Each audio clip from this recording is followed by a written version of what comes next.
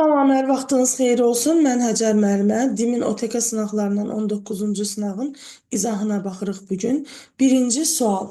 Bir polipeptid zəncirdə iki peptid rabitə əmələ gətirən amin turşu qalıqlarının funksional qruplarının, yəni amin turşuların radikalsız hissələrinin kütlələri cəmi. Əvvəlcə bura qədər gəldiksə, məsələnin şərti biraz uzundur. Buna görə uşaqlar hissə-hissə baxsaz, nəticə əldə edə bilərik. Demək, iki peptid rabitə ilə birləşən amin turşularının cəmi dedikdə və radikalsız hissələrinin cəmi. Bilirsiniz ki, əgər bir polipeptid zəncirində deyir, bir zəncirli zülal nəzərdə tutulur. Birinci və sonuncu amin turşunu çıxmaqla ortada qalan amin turşuları iki peptid rabitə ilə birləşir. Birinci və sonuncu sadəcə bir peptid rabitə ilə birləşirdilər. İndi əgər iki peptid rabitə ilə birləşənlərin kütlələrinin cəmini axtarırıqsa, funksional qrupunun kütləsi sərbəst halda 74-dür. 74 ortada olanlar bir tərəfdən H, digər tərəfdən özlərindən OH verirlər. Yəni, ümumi götürəndə 74, 18 vahid azalmış olur. Ona görə 74-dən çıxırıq 18-i eləyir 56. Ortada qalan amin turşularının radikalsız hissələrinin kütlələri 56 vahiddir. Yəni, bir dənəsi 56-dır. Biz neçə dənə olduğunu bilmirik, ona görə 56x deyə işarə edəcəyik. Bir peptid rabitə əmələ gətirən amin turşu qalıqlarının funksional qruplarının kütlələrinin cəmindən bir peptid rabitə əmələ gətirən birinci və sonuncudur. Birinci amin turşu 74-dür. Özündən sadəcə OH verir. OH-ın kütləsi nə qədər idi? 17. Yəni 74-dən 17-də çıxanda qalacaq 57. Sonuncu amin turşusunun da radikalsız hissəsi 74-dür. O sadəcə özündən bir dənə hidrogen verir. Hidrogenin də kütləsi 1-dir. Olacaq 73. Bu ikisinin birinci və sonuncunun demək, radikalsız hissələrin kütlələri cəmi olacaq 130. Və ortada qalanların kütlələri, birinci və sonuncunun kütlələri cəmindən 6478 vahid çoxdur. O zaman 56x çıxılsın, 130 bərabərdir 6478 qeyd eləyəcəyik. Bir də təzədən gəlirəm, ortada qalan radikalsız hissələrin kütlələri cəmini 56x qədər qeyd edirik, çünki neçə dənə amin turşusu olduğunu bilmirik. Birinci ilə sonuncunun dəqiq kütləsini hesablayırıq 130 və bu ikisi arasındakı fərq 6478-dir. O zaman 56x nəyə bərabərdir buradan? 6478 üstə gəlinsin 130. Yəni 6608 olacaq. X də bərabərdir. Bunu bölərəm 56-ya. X də bərabərdir 118. Deməli, ortada olan amin turşularının sayı 118-dir. Üstə də gəlinsin birinci və sonuncunu cəmi 120 amin turşusu. Deməli, bizim zulalımız 120 amin turşu qalığından ibarətdir. Və deyir ki, bu polipeptidi kodlaşdıran genin kodlaşdırıcı hissəsinin transkripsiyası zamanı. Transkripsiyanın düsturu necə idi? 3n çıxılsın 1. Suyun kütləsini tapırıq. 120 vurulsun 3, yəni 3 vur 120 çıxılsın 1 qədər. 359 su alınır, yəni buradan. 359 suyun da bizdən kütləsini istəyir. 359-u vuraram 18-ə, 6462 qram olacaq. Düzgün cavab Y variantı. İkinci sual, hansı genotipdə həm müxtəlif allel var, həm də qeyri-allellər var? Məsələn, 1-ə baxsaq, bunların ikisi də eyni alleldirlər. 2-yə baxsaq, müxtəlif allellər var, böyüyə, kiçiyə, amma qeyri-allel genlər deyirlər, o zaman bu da deyil. 3-də allel genlərdirlər, müxtəlif allel deyirlər, eyni alleldirlər. B-lərdə, A-larda, amma qeyri-allel genlər var idi, bu da deyil. 4-də həm müxtəlif allellər var, biri böyük, biri kiçik, həm də A və B-yə görə qeyri-allellik var. 5-də də həmçinin yenə olmadı. Ona görə düzgün cavabımız olacaq Y variantı. Üçüncü sual, antropogenizm mərhələlərinə aid olan canlıları müasir təsnifatda istifadə olunan hansı sistematik kateqoriyada birləşdirilmək olmaz? Antropogenizm mərhələlərinə aid olan canlılar heyvanlara aləminə aidlər. Onları sırada birləşdirmək olmaz, çünki bitkilərə aid olan sistematik kateqoriyadır. Dördüncü sual. Əgər şibyəni əmələ gətirən hər iki canlıda həm plastik, həm də energetik mübadiləni həyata keçirdən orqanoid, deməli həm xromatofor var, həm də mitoxondri var. O zaman bu göbələk və yosunun simbiozudur demək. Eukaryot olan canlıların simbiozundan əmələ gəlib, bəli, göbələk və yosun hər ikisi eukaryotdur. 180 qram qlükozanın tam parçalanmasının 38 mol ATF sintez edən canlı, demək istəyir ki, mitoxondrisi var və oksigenli mərhələni həyata keçirdir. Biz də dedik ki, mitoxondrisi var idi hər ikisində, çünki hər iki canlıda olmalıdır.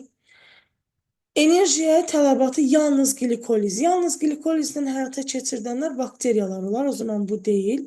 Eyni aləmə aid olan canlıların simbiozundan ümumiyyətlə şibyədə eyni aləmə aid olan canlılar yoxdular. Eyni erada əmələ gələn aləmlərə mənsub olanlar, məsələn, göbələklər də, bitkilər də, yosun, yəni ibtidai bitkidir. Bunlar hamısı proterozoida yaranır. Ona görə bu da doğrudur. Vegetativ generativ orqan ümumiyyətlə şibyələrdə rast gəlinmir. 1, 2, 5 düzgün cavabımız C variantıdır. 5-ci sual. Anodontanın sürfələrinin parazitlik etdiyi canlı. Söhbət balıqlardan gedir. Hansı ifadələr doğrudur? Qanı tənəffüs orqanından arteriya damarına keçir. Bəli, balıqlarda qan qəlsəmə üstü arteriyaya keçirdi. Bu doğrudur. Qanın tənəffüs orqanından bilavasitə ürəyə qayıtmır. Çünki ürəyində venoz qandır. Amma qəlsəmədən çıxan damarında arterial qan olur. Buna görə qayıtmır doğrudur. Ürək boşluğundan çıxan və ürək boşluğuna qayıdan qan növü fərqlidir. Yox, ürək boşluğundan çıxanda venozdur. Ürək boşluğuna qayıdan da venozdur, eyni olmalıydı. Burun dəliyi həm tənəffüs, həm də qoxu bilmə funksiyasını yerinə yetirir. Bunlarda burunla tənəffüs həyata keçmir, burun yalnız qoxu bilməkdir. Ona görə düzgün cavabımız 1, 2, yəni A variantı olacaq. 6-cı sual. Şirin su idrasının hansı hüceyrələri həzm prosesini həyata keçirdir? Həzm prosesini endoderma qatında yerləşən vəzli hüceyrələr və qamçılı həzm hüceyrələri həyata keçirdir. Vəzli hüceyrələr 2 rəqəmi ilə göstərilib, qamçılı hüceyrələr isə 4 rəqəmi ilə. Düzgün cavab C variantıdır. 7. Paleozoy erasının daş kömür dövründən başlayaraq yaranan siniflərin nümayəndələrində döş sümüyü skeletin hansı hissəsinə aid edilir? Paleozoy daş kömüründən başlayaraq sürünənlər yarandı. Sürünənlərdə də döş sümüyü gövdə skeletinə aid edilir. Ona görə düzgün cavabımız olacaq C variantı. İnsanda venoz qan daşıyan arteriya damarlarından başlayaraq karbohidrat mübadiləsini həyata keçirdən orqana çatana dək qanın hərəkət ardıcıllığı necə ola bilər? Demək, əgər venoz qan daşıyan arteriya damarı deyirsə, sualın yarısı yuxarı tərəfdə verilib. Söhbət ağciyər venasından gedir. O zaman birinci başlayacağı arteriyasından, birinci başlayacağı damar ağciyər arteriyasıdır. Ağciyər arteriyasından getməli idi ürəyə. Arteriya ilə burada demək ürəyə, onda elə ağciyər venası da götürəcəyik, ağciyər venası ilə qayıdır. Yəni ağciyər arteriyasından gedib ağciyərlərə, ürəyə deyilmə, ağciyərlərə gedir. Ağciyərlərə gedib ağciyər venası ilə qayıtmalıydı. Ağciyərlər verilmədiyinə görə buradan qeyd edirik o zaman 7, 6. Ağciyər venası ilə qayıdacaq sol qulaqcığa, sol qulaqcıqdan töküləcək sol mədəciyə, sol mədəcikdən çıxacaq sol aorta qövsü ilə, aorta qövsü gətirib şaxələndirəcək qarın aortasına, qarın aortasından da mədəaltı vəzi arteriyalarına getmiş olacaq. İndi belə bir variantımız A variantı olacaq. 9. Mitoxondri lizasondan fərqlənir. Daxilində zula sintezinin getməsinə görə bəli fərqlənə bilər. Çünki mitoxondridə ribosomlar var idi. Lizasomda isə parçalanma gedir. Fermentlərdən istifadə etməsinə görə bunların hər ikisi fermentlərdən istifadə edir. Ribosoma malik olmasına görə bəli, lizosom parçalayır, onun içərisində sintez getməz. Amma mitoxondridə zula sintezi gedir. Membranlı quruluşa malik olmasına görə hər ikisi membranlıdır. Membrandakı lipid cərgəsinə, lipid qatına görə desəydi fərqli olardı. Amma hər ikisi membranlıdır deyə oxşardır. Bir də karbon qazı əmələ gətirməsinə görə mitoxondri artıq son parçalanmaya aparır. Ona görə də karbon qazı əmələ gətirir. Düzgün cavabımız B. 10-cu sual. İnsan asqarida yetkin sürfəyə çevrilənə dək damarlarda hansı ardıcıllıqla hərəkət edir? Demək, birinci biz rast gəlirdik insan asqarının sürfəsindən bağırsaq venasından. Bağırsaq venasından keçəcəkdir. Demək, bağırsaq venasından keçəcək qaraciyərin e, bağırsaq venasından qaraciyər venasına, qaraciyər qapı venası yəqin ki, nəzərdə tutub. Qaraciyər venasının çıxarıcı vena ilə gedəcəkdi aşağı boş venaya, aşağı boş vena gətirəcəkdi onu ürəyə, ürəkdən də ürəkdən də gətirəcək ağciyər arteriyasına, yəni düzgün cavabımız olacaq A variantı. Sarı bülbülün müxtəlif növləri arasında çarpazlaşma zamanı dövrün nəslin əmələ gəlməsi hansı kriteriyə görə onların müxtəlif növlərə aid etməkdə çətinlik törədir? Bu ikisi fizioloji kriteridə fərqlənmirdilər, çünki çarpazlaşıb dövrün nəsil verirdilər. Fizioloji kriterinin istisnasıdır. Ümumiyyətlə, buradan bir dənə haşiyə çıxaq. Sarı bülbülün növləri çarpazlaşıb döllü nəsil verirsə, demək ki, uzaq hibridləşmə həmişə dölsüzlük yaratmır. Yəni, döllü formaların da əmələ gəlməsinə səbəb olur. 12. İnsanda həzm sisteminə aid olub, eyni zamanda iki bədən boşluğunda yerləşən orqanlarda söhbət gedir bir qida borusunda, döş boşluğu və qarın boşluğundadır, bir də bağırsaqlar olsun. Məsələn, yoğun bağırsaq desək daha yaxşı olar, çünki həm qarın, həm də çanaq boşluğunda yerləşir. İndi bu orqanlarda hansı proseslər gedir? Qidanın bilavasitə həzm kanalının ən genişlənmiş hissəsinə ötürülməsi. Ən geniş hissəsi mədədir, qida borusu gətirib qidanı mədəyə ötürür, ona görə qida borusuna aid olduğuna görə götürürük. Qidanın bilavasitə udlaqdan qəbul edilməsi, qida borusu udlaqla mədə arasında yerləşdiyinə görə doğrudur. Əsasən suyun qana sorulması yoğun bağırsaqlıqda suyun çox hissəsi qana sorulur. Doğrudur. Qida qalıqlarının bədəndən xaric edilməsi anal dəlic vasitəsilə xaric edilir. Doğrudur. Ödün iştirakı ilə zülal ya karbohidratların parçalanması bu 12 barmaq bağırsaqda gedir. O iki bədən boşluğunda deyil, yalnız qarın boşluğundadır. Parçalama məhsullarının xovlardan qana keçməsi də yenə nazik bağırsaq aididir. Bizim baxdığımız yoğun bağırsaqdır. Ona görə düzgün cavabımız olacaq A variantı. 13. Buğmayaqlar tipinin növ sayına görə ən böyük sinfi. Söhbət cücülər sinfindən gedir. Yəni həşəratlar sinfindən. Bu tipin digər sinifləri, yəni xərçəng və hörümçək nə ilə fərqlənir? Qan damar sisteminin qaz mübadiləsində iştirak etməməsi. Elə birinci fərq budur. Cücülərin qanı arterial və yaxud da venoz adlanmır, çünki onların qanı qaz daşınmasında iştirak etmir. 14. İnsanın böyrəkləri haqqında hansı ifadə doğru deyil? Qanı bilavasitə böyrək arteriyası ilə qarın aortasından alır, bəli, doğrudur. Sidik cövhərini qandan çıxardır, bəli, doğrudur. Onlardan dəqiqədə 1 litr, ikisindən bir yerdə dediyinə görə doğrudur. Onurğaya tərəf olan hissəsi basıqdır və böyrək qapısı adlanır, doğrudur. Böyrək piramidləri qabıq yox, beyin qatında yerləşir, yəni yanlışımız E variantıdır. 15. İnsanın ağız boşluğunda qəbul edilmiş qıcıqlar, yəni söhbət daddan gedir. Baş beyin qabığının hansı rəqəmlə verilmiş payında analiz edilir. Dad, dəri, bir də əzələ nahiyəsi təpədir. Təpə də 3 rəqəmi ilə göstərilib. Düzgün cavabımız D variantı. 16. Hansı bitkilərdə yan köklər generativ orqandan inkişaf edən kökdən, yəni söhbət əsas kökdən gedir. Əmələ gəlməz. Bunun yəni əsas kökü yoxdur. Qatır quyruğunun yoxdur, plaunun əsas kökü yoxdur, qıcının əsas kökü yoxdur. Digərlərinin isə əsas kökləri var. Ona görə düzgün cavabımız B variantı. 17. Onurğalılardan yalnız suda yaşayanlara aid olan əlamətləri müəyyən edin. Postembriyal inkişafında vena damarlarında axan qan növlərinin sayının artması.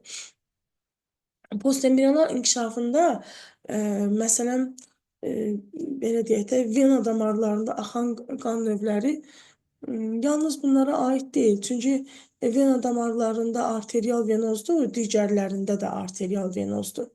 Yəni tək buna aid deyil. Ürək boşluğunda 3 növ qanın olması sürünənlərdə də belədir. Yalnız suda yaşayana aid deyil.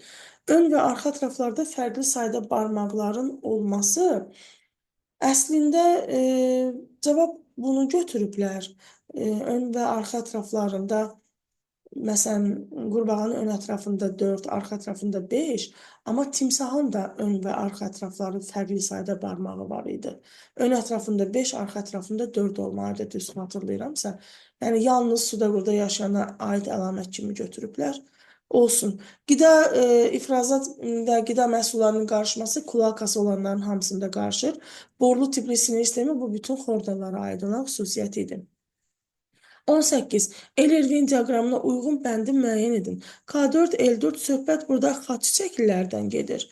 Demək, 9 təcərin 1, burada da paxlallardan gedir.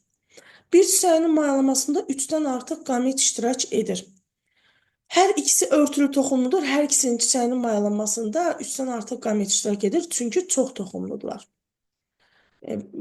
Buynuz meyvə, bir də paxla meyvə. Yəni, bir çiçəyin içərisində bir neçə yumurtacıq var buna görə. Toxumları ara kəsmə üzərində yerləşir. Ara kəsmə varsa buynuz meyvədir. Buynuz meyvə xaççəklidir. Toxumları taycıqdakı yuvalarda yerləşir. Taycıq paxlalara aid idi. Hər ikisindən taycıq var. Sadəcə yuvada yerləşməsi ona aid idi. Rüşeym kökçüyünə malikdir. İkisi də toxumla çoxaldığına görə rüşeym kökçüyü var. Rüşeym gövdəciyi də ikisinə də aiddir. Bütün orqanları zülal və zəngindir. Bu paxlallara aiddir. Deməli, 2, 3, 6, 1, 4, 5 C variantı olacaq. 19. Atomların biyoloji miqrasiyasının hansı növü və yaxud da növlərini həyata keçirdən canlılarda toxumaya rast gəlinər? Toxumaya rast gəlinirsə, bu çox hüceyrəli olmalıdır. Birinci növ biyoloji miqrasiya mikroorqanizmlərdir, yalnız bir hüceyrəlidir. İkinci və üçüncü növ biyoloji miqrasiyada toxumaya rast gəlinir.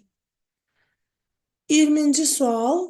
Demək, cədvəldə 3 müxtəlif müasir növə aid olan toxumlu bitkilərin əlamətləri verilib. Cədvələ əsasən hansı ifadələr doğrudur? X bitkisinin aid olduğu şöbə Devon dövründə əmələ gəldi. X-ə baxırıq. Bir növ generativ orqanı var. Ontogenezində 2 xromosom müxtəlifliyinə malikdir və endospermi yoxdur. Məsələn, bu bir iki evli bitki ola bilər. Tutaq ki, erkək söyüdü götürsək, bir növ generativ orqanı var, onun çiçəyi, meyvəsi yoxdur, sadəcə erkəkciyi vardır. Ona görə də haploid və diploid xromosom dəstlidir və endospermi yoxdur. Məsələn, bura yazsaq söyüd. Y-ə baxıram, 2 növ generativ orqanı var. Ontogenezində malik olduğu 2 tip xromosom dəstli, yəni haploid və diploiddir. Endospermi var. Onda bu çılpaq toxumlu olacaq. Çılpaq yazaq bura. Çünki onlarda endosperm var, haploiddir. Ancaq haploid və yaxud da diploid xromosom dəstli hüceyrələri olur. Qoza və toxum kimi 2 növdə generativ orqanı var.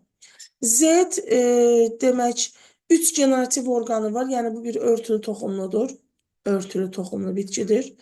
3 növ generativ orqanı var. Haploid, diploid, triploid. 3 növ xromosom dəsti var və endosperm də vardır.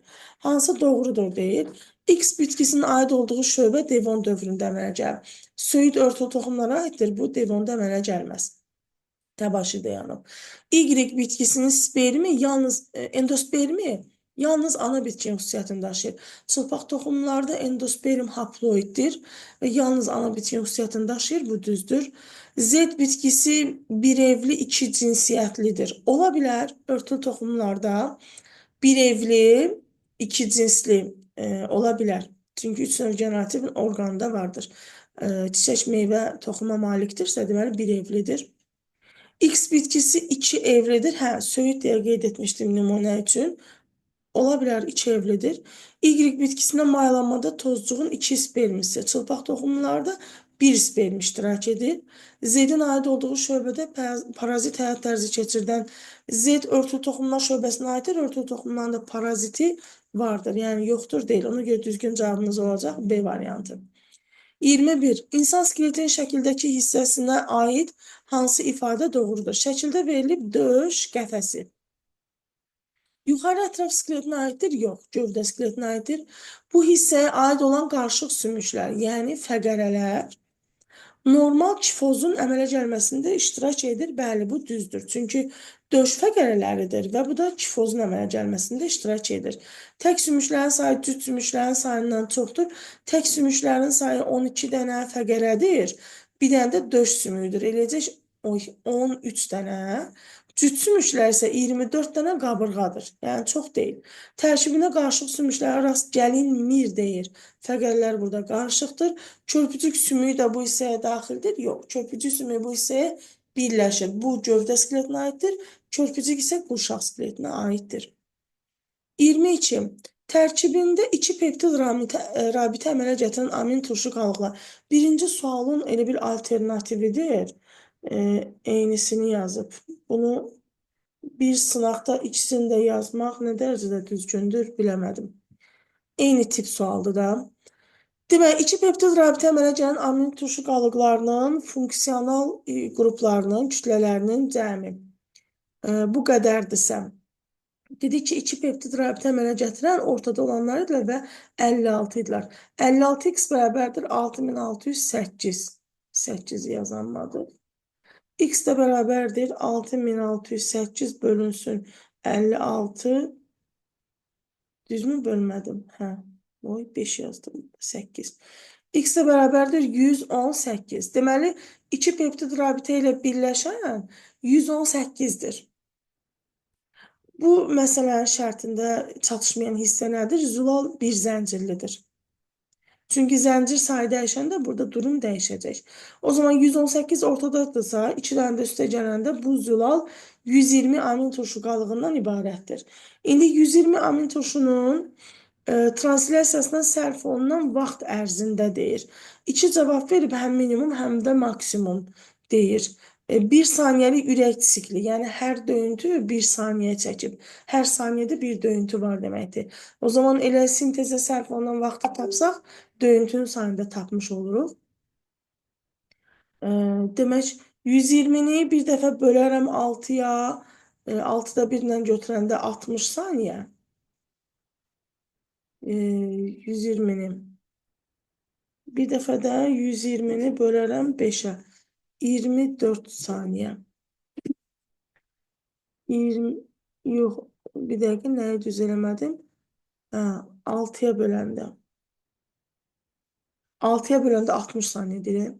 20 saniyə, bir də 24 saniyə.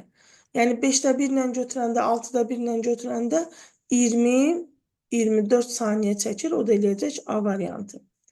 23-cü sual, demək, Dimin OTK sınağı imtahanı keçirildi ayın 18-i.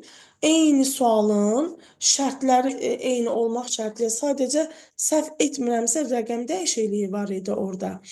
Amma demək, həmkarlardan izah eləyənlər var idi, sadəcə izah yanlış idi. Bir dəqiqə. Hə. Sadəcə izah yanlış idi, çünki bu məsələnin həllində eyni yanaşmanı tətbiq etməyiblər. Ona görə də mən də o cavabla razılaşmamışdım əslində. İndi buradakı həllinə baxaq. Eyni şərt daxilində baxa bilərsiniz, OTK 18 may olan sualda bu şərtin rəqəm fərqi olanı var idi. Paxla bitkisinin çiçək düsturuna aid olan bitişik strukturların saylarının cəmi. Deməli, paxla bitkisi aiddir paxlalar fəsləsinə. K5, L2 bitişik 3 sərbəst, Y9 bitişik 1 sərbəst, dişicikdə 1. Bir çiçəyinə baxanda çiçək düsturuna aid olan bitişik strukturlar 5 kasa, 2 ləçək, 9 erkəkcik. Eləyəcək 16. 16x bərabərdir 144. Ona görə ki, bir dənə çiçəkdə 16 dənədirsə, neçə dənə çiçəkdə 144-dür. X də bərabər olacaq 9 çiçək. 9 çiçəyin hər bir çiçəkdə rüşeym kisəsi əmələ gələn zaman 35 hüceyrə mitoz bölünməyə məruz qalır. Bir rüşeym kisəsində 7 mitoz bölünmə keçir. 9-u vuracağıq, 35-i yəni böləcəm, qoy buradan belə yazaq. 35 bölək 7 eləyəcək 5 dənə demək kisə vardır. 9 çiçəyin hərəsində 5 kisə olanda ümumilikdə 45 dənə kisə olmuş olacaq. Bu çiçəklərdə mayalanmada bilavasitə iştirak edən qametlərin maksimal sayı 45 kisənin hərəsində mayalanmada 3 qamet iştirak edərsə 135 qamet iştirak etmiş olacaq. Bilavasitə mayalama nəticəsində əmələ gələn hüceyrələrdəki cinsiyyət xromosomlarının mayalama nəticəsində əmələ gəlirdi 2N ziqot, 3N endosperm. Yəni bir kisədə mayalanmada iştirak edən hüceyrələrdə 5 ədəd cinsi xromosom var. 2N üstə gəlsin 3N bərabərdir 5N. 5N demək 5 cinsiyyət xromosom olduğunu göstərir. Yəni hər xromosomundan 5 dənədir demək istəyir. Hər gendən 5 dənədir. Gen neymiş? Xromosom sayından. O zaman 135 45'i vuracağım birinci 5'e tapacağım 45 dənə rüşeym kisəsində cəmi nə qədər cinsiyyət xromosomu mayalamada iştirak edən hüceyrələrdə var? 225 eləyəcək. 225'dən də çıxacağım 135'i çünki bu ikisinin arasındakı fərqi deyil. Cavab da olacaq 90. Amma dediyim o Dimin OTK 18 sınağında bitişik strukturları kasa, ləçək, erkəkcik 3 struktur kimi götürmüşdülər.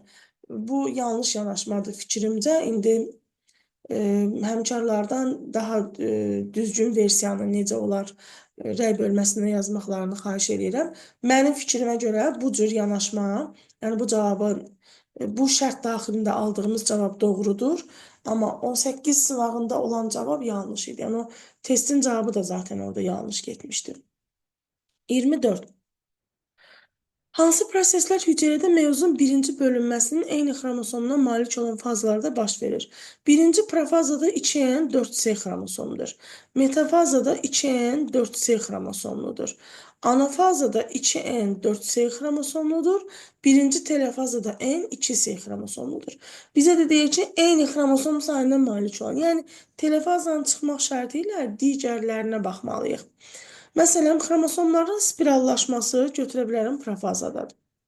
Nüvə qılafonunun əmələ gəlməsi telefazada, bu bizə lazım deyil.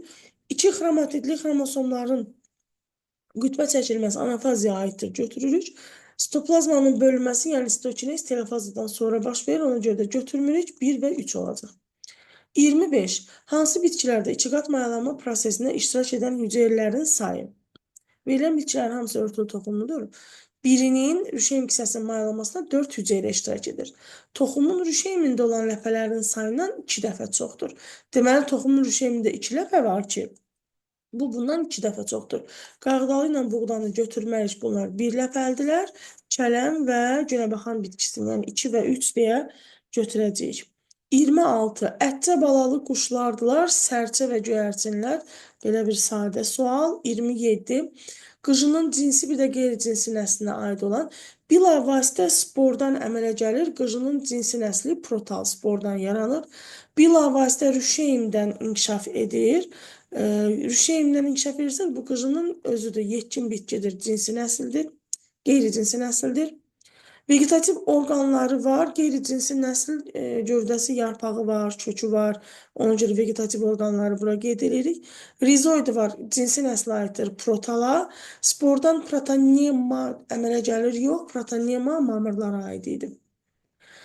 Və son olaraq situasiya, it ilə təcrübə aparan Pavlov şərti qida refleksi yaratmaq üçün onun qarşısında lampanı yandırmışdır.